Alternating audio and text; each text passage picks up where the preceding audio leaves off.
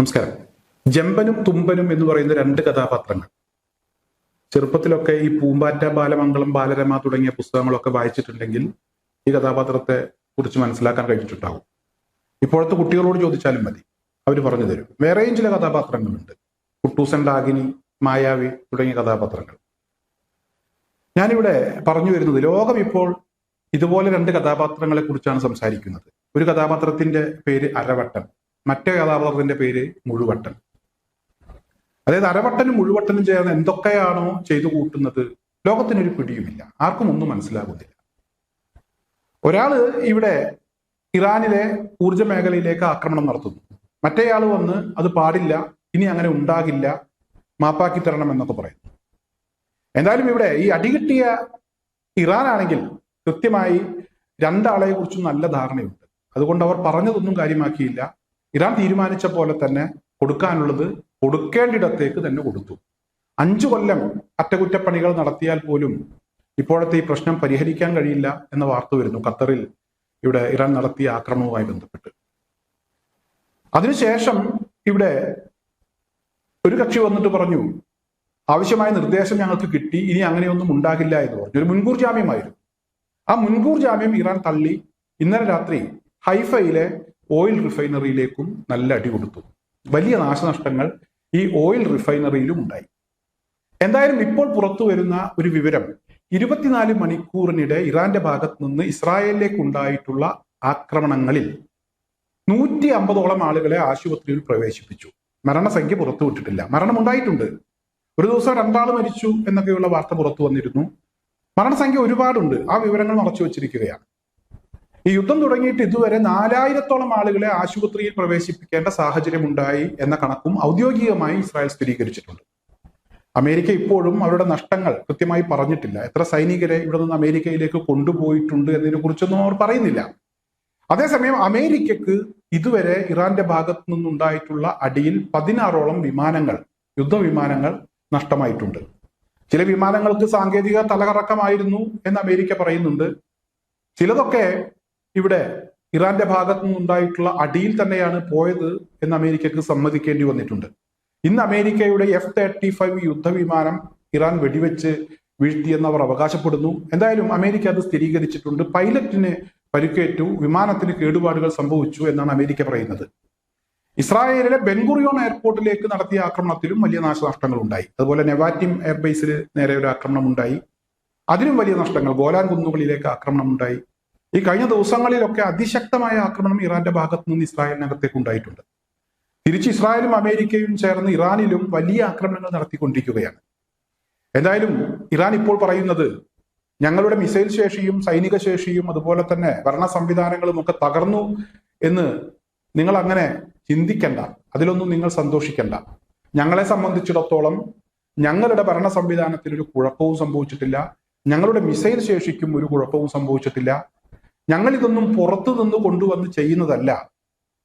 ഞങ്ങൾ ദിനം പ്രതി ഒരുപാട് മിസൈലുകൾ ഇപ്പോഴും നിർമ്മിച്ചുകൊണ്ടിരിക്കുന്നു. അതൊക്കെ നിർമ്മിക്കുന്ന യൂണിറ്റ് ഒക്കെ വളരെ സജീവമായി തന്നെ പ്രവർത്തിക്കുന്നുണ്ട്. അതുകൊണ്ട് നിങ്ങൾ അത്ര പെട്ടെന്നൊന്നും ഞങ്ങളെ ഇല്ലാതാക്കാൻ കഴിയുമെന്ന് ചിന്തിക്കേണ്ട, അല്ലെങ്കിൽ ഞങ്ങളുടെ ആയുധങ്ങൾ ഇല്ലാതാക്കാൻ കഴിയുമെന്ന് ചിന്തിക്കേണ്ട എന്ന നിലപാടിൽ തന്നെ ഇറാൻ ഉറച്ചു നിൽക്കുന്നു. അത്തരത്തിലുള്ള ചില കാര്യങ്ങൾ പറയുകയാണ്. ഇപ്പോൾ അമേരിക്ക ഇവിടെ, അല്ലെങ്കിൽ ഇസ്രായേൽ കരയുദ്ധത്തിന് മുതിരുകയാണ്. ഈ ഹോർമൂസ് കടലിടുക്ക് പിടിച്ചെടുക്കുന്നതിന് വേണ്ടി കരയുദ്ധം തുടങ്ങാനാണ് ട്രംപും അതുപോലെ തന്നെ ബെഞ്ചമിൻ നെതന്യാഹുവും ഒക്കെ പ്ലാനിട്ടിരിക്കുന്നത്. അതിനുവേണ്ടി 4000ഓളം സൈനികരെ അമേരിക്ക ഈ മേഖലയിൽ വിന്യസിക്കാൻ ഒരുങ്ങുകയാണ്. ഇസ്രായേലും ഒപ്പം കൂടുന്നുണ്ട്. അവരുടെ സൈന്യത്തിന്റെ എണ്ണം എത്ര എന്നുള്ളതിനെ കുറിച്ചുള്ള വിവരങ്ങളൊന്നും പുറത്തു വന്നിട്ടില്ല. ഇതുപോലെ അമേരിക്ക കൊട്ടിഘോഷിച്ച് കെട്ടി എഴുന്നള്ളിച്ച 2 പടക്കപ്പലുകളുണ്ട്. ഈ 2 പടക്കപ്പലുകൾ അവസാനം കെട്ടിവലിച്ചാണ് ഇവിടെ നിന്ന് കൊണ്ടുപോയത്. ഇപ്പോൾ ആ പടക്കപ്പലുകളെ കുറിച്ചൊരു വിവരവും കിട്ടുന്നില്ല. ഇതുപോലെ കെട്ടിവലിച്ച് ഈ 4000 ആളുകളെ കൊണ്ടുപോകേണ്ടി വരുമോ, അല്ലെങ്കിൽ അവർക്ക് തിരിച്ചു പോകാൻ കഴിയുമോ? അല്ലെങ്കിൽ ഈ യുദ്ധത്തിൽ പങ്കെടുത്ത ചില ആളുകളൊക്കെ തിരിച്ചു പോയിട്ടുണ്ട്, പെട്ടിയിലാണ് പോയത് വളരെ സേഫായിട്ട്. അതുപോലെ കൊണ്ടുപോകേണ്ടി വരുമോ എന്നൊന്നും ചോദിച്ചാൽ ഇപ്പോൾ നമുക്ക് മറുപടി പറയാൻ കഴിയില്ല. ഇറാന്റെ ഒരു പ്രതികരണത്തിൽ നിന്നും വ്യക്തമാകുന്നത് ചിലപ്പോൾ അങ്ങനെയൊക്കെ സംഭവിക്കാനുള്ള സാധ്യതയുണ്ട് എന്ന് തന്നെയാണ്. കാരണം അവർ ഇവിടെ കരയുദ്ധത്തിന് വരുന്ന ആളുകളെ സ്വാഗതം ചെയ്യുകയാണ്. നിങ്ങൾ എന്തായാലും ഇനി കര കാണില്ല എന്നാണ് അവരുടെ ഒരു പ്രതികരണം. ഞങ്ങൾ കാത്തിരിക്കുന്നു, നിങ്ങൾക്ക് സ്വാഗതം. ഞങ്ങൾ എന്തായാലും പേടിച്ച് ഒളിക്കുന്ന ആളുകളല്ല. ഞങ്ങൾ സദാസമയം സജ്ജമായിട്ട് തന്നെയാണ് നിൽക്കുന്നത്. 100% ഞങ്ങൾ യുദ്ധത്തിന് തയ്യാറാണ്. നിങ്ങളെ ഞങ്ങൾ സ്വാഗതം ചെയ്യുകയാണ്. ഞങ്ങളെ സംബന്ധിച്ചിടത്തോളം ഞങ്ങൾ ദൈവം മാത്രമാണ് ഏറ്റവും വലുത് എന്ന് വിശ്വസിക്കുന്ന ആളുകളാണ്. ഈ കഴിഞ്ഞ ദിവസം ഒരു യുവതിയാണ് അത്തരത്തിലൊരു പ്രതികരണം നടത്തിയത്. ഏറ്റവും വലുത് ദൈവമാണ്, അള്ളാഹു അക്ബർ. ഈ അള്ളാഹു അക്ബർ എന്ന് പറയുന്ന വാക്കിന്റെ അർത്ഥം നിങ്ങൾക്ക് അറിയാത്തത് കൊണ്ടാണ് നിങ്ങൾ ഞങ്ങളെ ഭീകരവാദികളും തീവ്രവാദികളും ഒക്കെ ആക്കുന്നത്. കാരണം നിങ്ങൾ ഇത്തരത്തിലുള്ള ശബ്ദങ്ങളും അള്ളാഹു അക്ബറും ഒക്കെ കേട്ടിട്ടുള്ളത് ISISന്റെ ഭാഗത്തു നിന്നും അതുപോലെ തന്നെ അൽഖ്വയ്ദയുടെ ഭാഗത്തു നിന്നും ഒക്കെയാണ്. യഥാർത്ഥത്തിൽ അതിന്റെ അർത്ഥം, അള്ളാഹു അക്ബർ എന്ന് പറയുന്നതിന്റെ അർത്ഥം ദൈവമാണ് ഏറ്റവും വലുത്, അതിനപ്പുറം ഒന്നുമില്ല എന്നുള്ളത് തന്നെയാണ്. നിങ്ങൾ ഉഗ്രസ്ഫോടനങ്ങൾ നടത്തുമ്പോൾ, നിങ്ങളുടെ വലിയ പടക്കപ്പലുകളൊക്കെ വരുമ്പോൾ, ഈ അള്ളാഹു അക്ബർ എന്നുള്ള ആ വാക്ക് ഞങ്ങൾ ആത്മാർത്ഥമായി പറയുന്നത് കൊണ്ട്, അത് വിശ്വസിക്കുന്നത് കൊണ്ടാണ് ഞങ്ങൾ ഭയപ്പെടാത്തത്. നിങ്ങൾക്ക് ഭയപ്പെട്ട് പുറകോട്ട് പോകേണ്ടി വരുന്നത് ഞങ്ങളുടെ ആ വിശ്വാസം കൊണ്ടാണ്. എന്തായാലും നിങ്ങൾ വരൂ, ഞങ്ങൾക്ക് പറയാനുള്ളത് അള്ളാഹു അക്ബർ എന്ന് തന്നെയാണ് എന്നുള്ളൊരു പ്രതികരണമാണ് ഇവിടെ ഒരു യുവതി കഴിഞ്ഞ ദിവസം നടത്തിയത്. ഇതേ രീതിയിൽ തന്നെയാണ് IRGCയും അതുപോലെ തന്നെ ഇറാന്റെ ഭരണ നേതൃത്വത്തിലുള്ള ആളുകളും ഒക്കെ പ്രതികരിക്കുന്നത്. എന്തായാലും കരയുദ്ധത്തിന് ഒരുങ്ങുകയാണ് അമേരിക്കയും ഇസ്രായേലും. ആകാശമാർഗത്തുകൂടെ വിപ്ലവം നേടാനാകില്ല, ചിലപ്പോഴൊക്കെ നിലത്ത് നിന്ന് പോരാടേണ്ടി വരുമെന്നാണ് ഇസ്രായേലിന്റെ ഭാഗത്തു നിന്നുള്ള പ്രതികരണം.